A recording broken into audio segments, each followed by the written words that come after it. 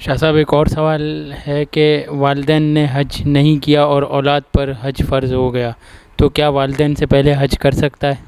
हमारे यहाँ ये एक बहुत बड़ी गलतफहमी पाई जाती है और ये एक यूँ समझिए कि इस बात को ताने के तौर पे और तंज के तौर पे इस बात को बयान किया जाता है कि वालिदैन ने हज नहीं किया और बेटा हज करने जा रहा है। तो ये याद रखिए, शरीयत मुताहरा जिस चीज़ की तकलीफ़ जिसको देती है और जिन कंडीशंस में देती है, अगर वो चीज़ उस पर लाजिम हो गई तो वो उसको वही अदा करेगा।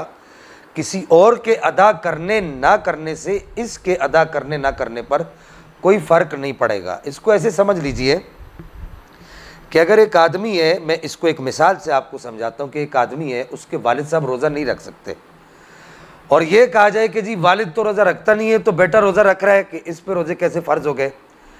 तो शरीयत मुतारा की तरफ से जिस पर हज फ़र्ज़ होगा वही हज करेगा।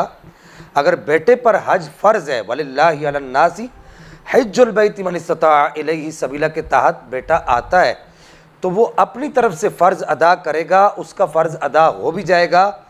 इस बात से शरीयत मुतारा की तरफ से उसके लिए कोई रोक टोक नहीं है कि अगर उसके वालिदैन ने हज नहीं किया तो वो भी हज ना करे।